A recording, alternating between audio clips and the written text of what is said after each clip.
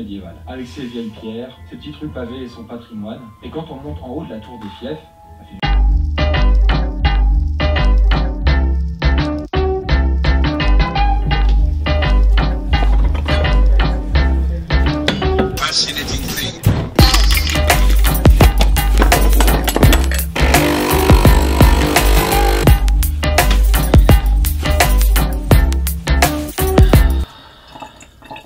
déteste le café. Salut à tous mes gueux, j'espère que vous allez bien. Hier, c'était la journée de la procrastination. Et donc du coup, je suis en retard, forcément, pour la tournée. Et je vais vous en parler un petit peu. Qu'est-ce que c'est vraiment ce truc de procrastination? Est-ce que ça touche tout le monde? Je vais te spoiler un petit peu, la réponse c'est oui. Est-ce qu'il n'y a pas une autre catégorie de gens qui est vachement plus touchée? Spoiler, oui. Justement, je vais vous en parler. C'est une vidéo que je voulais faire depuis un petit moment.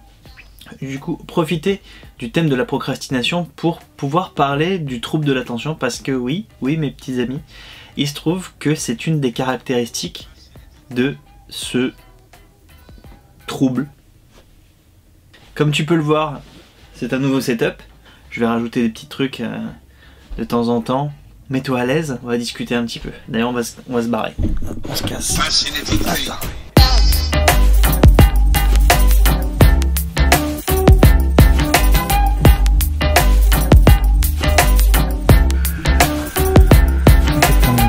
Très étonnant.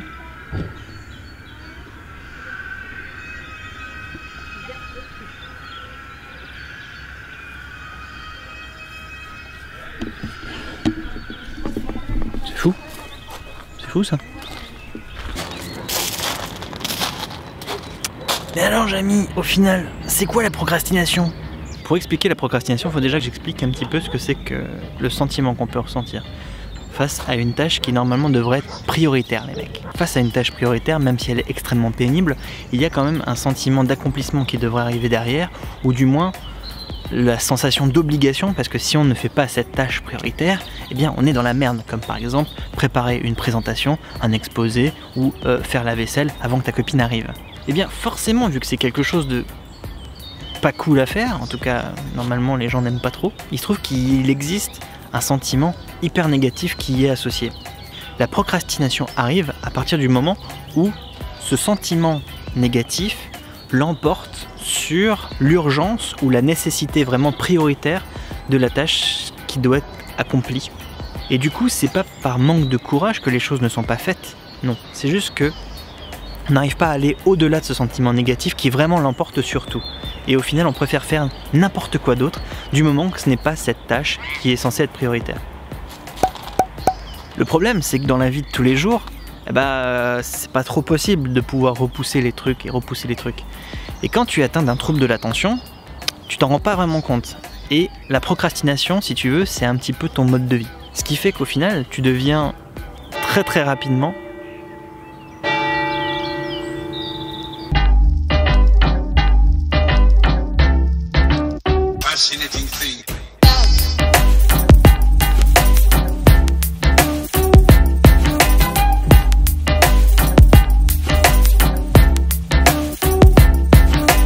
Le problème quand on a un trouble de l'attention, c'est qu'on a des difficultés en fait à mettre une priorité sur une tâche, ce qui fait que tout peut devenir une tâche secondaire et toutes ces tâches secondaires sont associées à un sentiment qui est extrêmement négatif. On va préférer repousser ou faire un truc qui demande même limite beaucoup plus d'énergie, mais tant que c'est pas la tâche en question, ça pose pas de problème.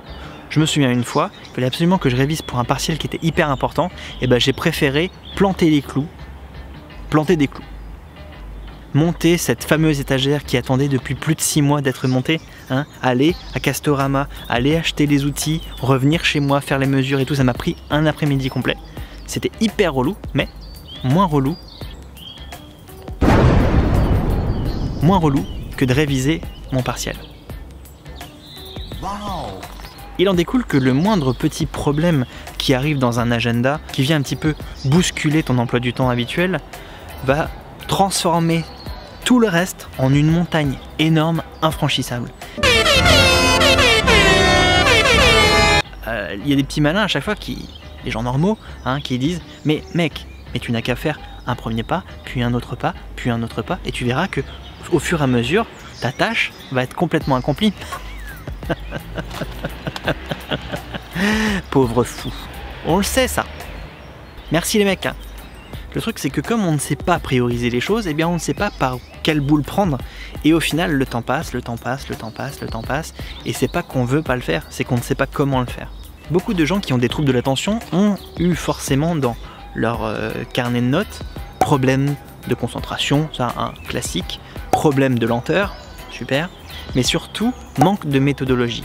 C'est ça le truc, on manque cruellement de méthodologie. Il n'y a qu'à voir le bureau d'un mec qui a un trouble de l'attention, c'est un concept. Et ce manque de méthodologie, on peut le retrouver n'importe où dans la vie de tous les jours. La gestion du temps les mecs. La gestion du temps... La gestion du temps. C'est hyper compliqué de gérer son emploi du temps quand on a un trouble de l'attention. On est tout le temps en retard, mais c'est parce que, en fait, on ne sait pas gérer le temps. Une heure, on sait ce que ça fait une heure, mais le temps soit passe extrêmement vite, soit passe très très lentement. Et ça, c'est dû au trouble de l'attention, puisque le trouble de l'attention, si tu veux, si vous voulez, ça vient du fait que on a des difficultés à focaliser notre attention sur quelque chose pendant très longtemps. La moindre stimulation externe va nous prendre toute l'attention qu'on avait mis dans une tâche particulière. Et du coup, on passe à un nouveau sujet et on oublie l'ancien. Et c'est comme ça qu'on peut facilement oublier un rendez-vous, une conversation, l'eau qui était en train de bouillir, n'importe quoi. Ou alors même, on va chercher quelque chose dans une pièce, on pense à autre chose par association d'idées, et quand on arrive dans cette pièce en particulier, on ne sait pas ce qu'on y fait. Ça arrive très très souvent qu'un mec qui a un trouble de l'attention arrive dans une pièce en se demandant ce qu'il fout là.